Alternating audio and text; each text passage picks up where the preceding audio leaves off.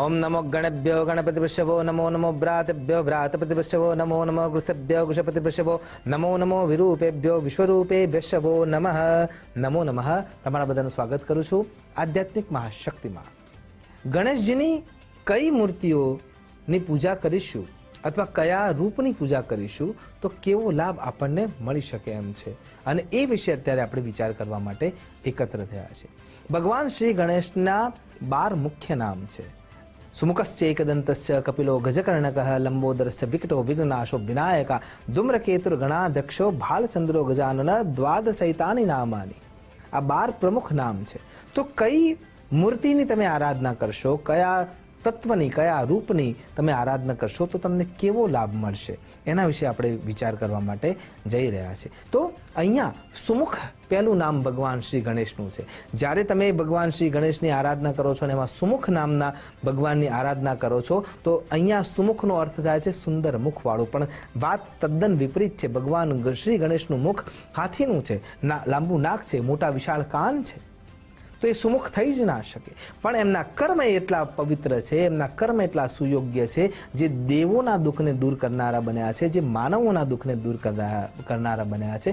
એટલા માટે ભગવાન શ્રી ગણેશ પહેલા સુમુખના નામથી પ્રસિદ્ધ થયા છે। અને જ્યારે મસ્તક છેદાયું ત્યારે ગજમુખ જ્યારે ભગવાનને અર્પણ કરવામાં આવ્યું ત્યારે પણ ભગવાને એમને વચન આપ્યું અને વરદાન આપ્યું કે તમારું મુખ સુમુખ બનશે। અને એ સુમુખ બનાવવા માટેની જે ક્રિયા છે એ જ્યારે તમે એ રૂપની કે એ મૂર્તિની આરાધના અર્ચના કરો છો ત્યારે તમારા કર્મ શ્રેયસ્કર બને છે અને પછી તમારા ચહેરાને દુનિયા ઓળખતી થાય છે। તો આ લાભ એમાંથી મળી શકે છે અને એટલા માટે ભગવાનના સુમુખ નામના રૂપનું પૂજન અર્ચન આરાધના કરવામાં આવે છે। સુમુખશ્ચૈકદંતશ્ચ બીજા નંબરનો જે ભગવાનનું નામ છે, જે મૂર્તિ છે, જે દિવ્યતા આપનારી છે એ એકદંત છે। અહીંયા દ્વૈત અને અદ્વૈતની ક્રિયા વચ્ચે ફસાયેલો જીવ છે અને સાથે એકાગ્રતાનું પણ પ્રતીક છે આ દાંત। કેમ કે જ્યારે મહાભારતનું લેખન ચાલી રહ્યું હતું અને લેખની જ્યાં તૂટી ગઈ, જ્યાં એનું કાર્ય અટકી ગયું અને એ કર્મ વધારે મહત્વનું છે એટલા માટે ભગવાને એક દાંત તોડી અને પોતાનું લેખન કાર્ય આગળ વધારવાની શરૂઆત કરી નાખી હતી।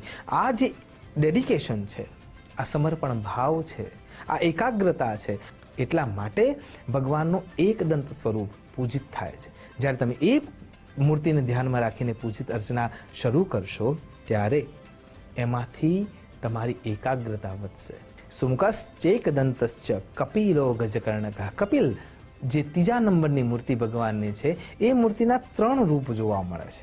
એમ અહીંયા કપિલ જે ગણપતિ ગજાનન મહારાજ છે એ જ્યારે તમે એમની પૂજા અર્ચના કરો છો તો સવારે એમનો જે રંગ છે એ શ્વેત રંગનો છે, કેમ કે એ બાલ્યાવસ્થાના રૂપમાં એ શ્વેત પૂર્ણ પુરુષોત્તમ રૂપે પ્રગટ થયા છે અને એના સાથે કોઈ પણ જાતનો વિકાર એમના શરીર ઉપર આવવા દેતા નથી।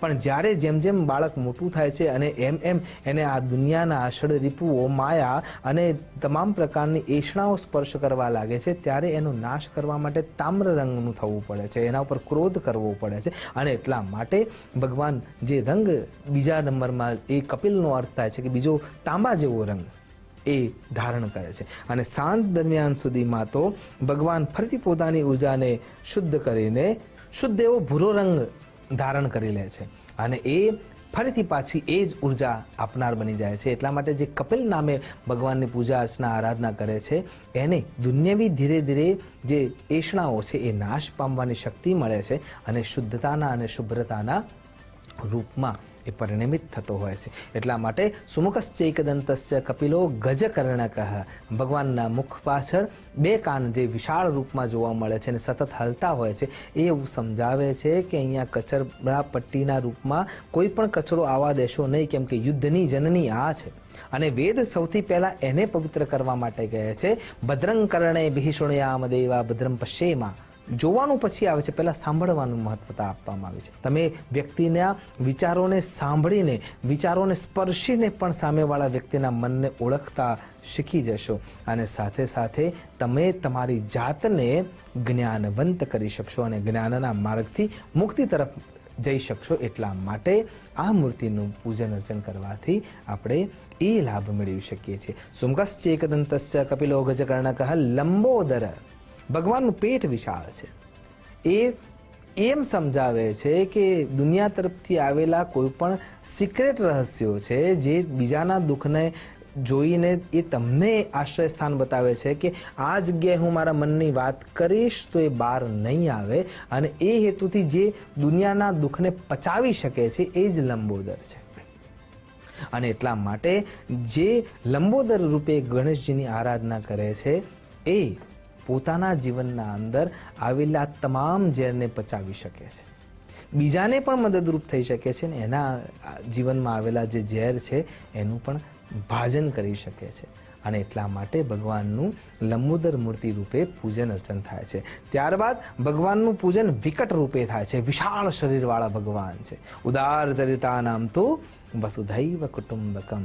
ભગવાન સંકુચિત મનસવાળા નથી, વિશાળ મનસવાળા છે.